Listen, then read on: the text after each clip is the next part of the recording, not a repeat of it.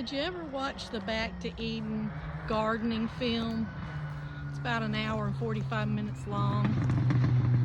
Well, that is what started everything for me and the food forest.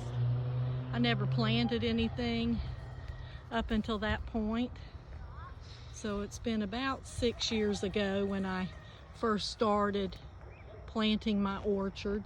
I'm just a few that's 6 years ago, but mainly 4 and 5 years ago. And I bought lots of bare root is how I started out. And I bought them from Bay Laurel Nursery. And I probably have 70 or so that I got from Bay Laurel Nursery.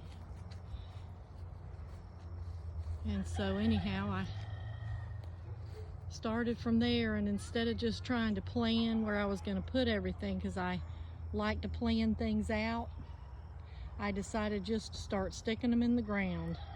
So if I took the time to plan it all out, it would be 2 years down the road and I wouldn't have anything planted. So there are things that are in the wrong place, should have more sun or less sun. But all in all, it's doing really well. And I thought I wanted apples, and I wanted, what else?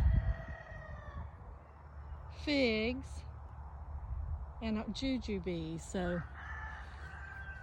I bought about 8 or 10 different varieties of jujubes. So far they haven't done real well, and some of them have died.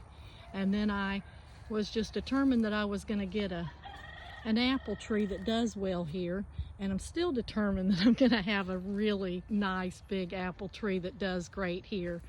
Central Florida's own 9B and loves the humidity. So far I probably have planted at least 40 apple trees, and they look like that. That's just because they haven't woke up, but they still, a lot of them don't wake up real good. But Granny Smith, that's Fuji right there. Granny Smith does the best. Got a lot of different peaches. Let's see, what else back here? That's a huge mulberry tree. It's called Lakeland Tropical. The pomegranates, I probably got 10 varieties, and I haven't had any even flower except a few, and when they do, the stink bugs ruin them. So haven't had luck with that. Love, love, love that tree back there. This is the only plum that I've had any luck with. It's called a Scarlet Beauty, and it's loaded. You can't tell that, but it's loaded down. Highly recommend this tree if you have hot, humid climate, or just hot and not much chill hours. It doesn't need a pollinator, and it's delicious. A little red, juicy, sweet with a little tart. Scarlet Beauty plum. And then this is a plum next to it. It needs more chill hours. I'm going to cut that down soon. Another apple. And then I've planted a lot of asparagus in this bed. It's probably 4 years old. And as you can see, I've broken the tips off of those and eat them. I eat them raw, they're delicious. And then some of them I let grow up like that. And I guess that's seeds that it's putting on. But it's delicious. This is the Purple Passion variety, and it's sweet. I love to just snap it off and eat it. It's really good. And this whole bed will be loaded all summer. And I really don't do anything to it. Sometimes I top dress it with some rabbit manure or some wood chips, but generally I don't even mess with it, and they all come back. Then my mangoes took a major hit, but they're still alive above the graft. And this is those Chicote or hog plums that I just planted. They're supposed to be really good red plum. Some other mulberries back there. That's Waukesa. Another apple tree. just waking up, starting to flower.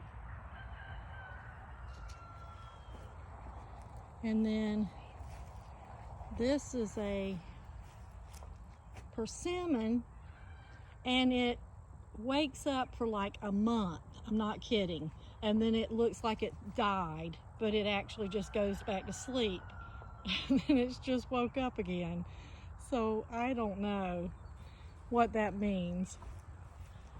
It doesn't seem like it's going to do very well here. I have a chocolate and a coffee cake persimmon. They are delicious. And there's one of my delightful mulberries. It could just be a tice, but when I tasted the fruit on the tree, it's about 3 inches long, juicy, so delicious.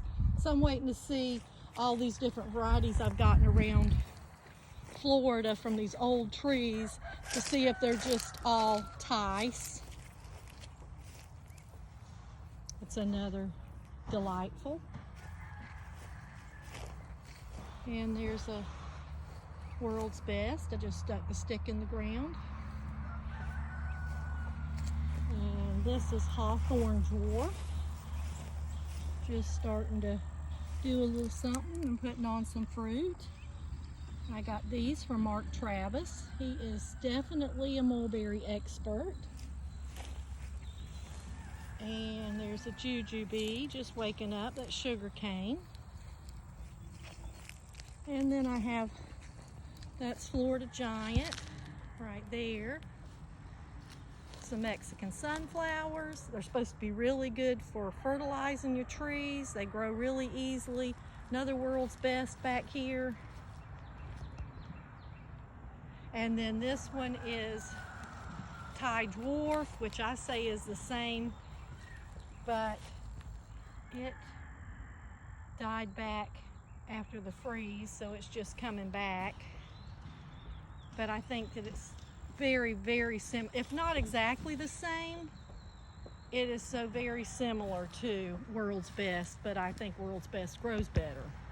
It has the same fruit taste, same amount of fruit, the same leaves, wakes up at the same time, but yet World's Best grows better. So I don't know if that makes it totally the same, but to me, I would, if I was to choose, I would pick the World's Best. Dwarf Everbearing, also called Bryce's World's Best. And these, that's one of my orange trees. That's a honeybell. Then I have 3 different guavas back there, and planted them too much under the oak trees, so we're fixing to cut those back. But this is a strawberry guava. Yeah, it's not my favorite. It's so little and has lots of seeds, so we hardly ever eat it. It may be delicious, I'm just saying we really just don't notice it. But this is a lemon guava. It is so absolutely delicious that you don't mind the seeds because it's so good. Excellent. And then that's an old Florida variety of guava. I love guavas, especially guava jelly. And then another thing that I had, but I don't have now because they only last 3 or 4 years, is the purple possum passion fruit. That is the most delicious fruit. Amazing. And so I just bought another one the other day at Nick's Edibles. I can't wait to have those again. They're wonderful, delicious. And I had mine growing in the shade, and then it grew up the oak tree and into the sun, and when they were ready, they just dropped to the ground. So it was cool. So grow them up a tree. And anyway, this is Florida Giant. Then I have some finger limes that haven't really done much at all. We're back here, we're clearing out some land back here. We have an acre, but just to put picnic tables and things like that. And so the kids can have fun, maybe a sack swing or something. But this is the finger lime, and I haven't figured them out yet. I don't know what they want. I have some in pots that are actually flowering, and they're in more of the shade. So they're supposed to be a delicious little citrus that is not affected by greening. And this is my white Pakistan, and it just really isn't doing great. And then the one, all right, so the other day I was reading on the internet, and some people think that Australian green is not the same as Shatoot or white Pakistan. So I don't know. They taste the same to me. The very few that I have tasted that are called white Pakistan, this one I bought was actually named Australian green, but I just assumed they were the same because they do taste the same. But I see conflicting things on the internet, so I'm not really sure if they're exactly the same, but the ones I've tasted the same. The white or the Shatoot and the Australian greens, they taste very much alike to me. And they're long and skinny. And then a lot of times, or lately, they've only been an inch long and they'll ripen up. But in general, they're a long, skinny variety, maybe longer and skinnier than the black Pakistan. But they are super, super delicious if you love really sweet stuff, because they're like syrup. They do taste like a super sweet honeydew melon, but the tree has got lots of fruit on it, and it's a really pretty tree. And it's 2 years old. I planted it April of 2020. All right, have a great day. Plant lots of fruit trees. Central Florida, Zone 9B.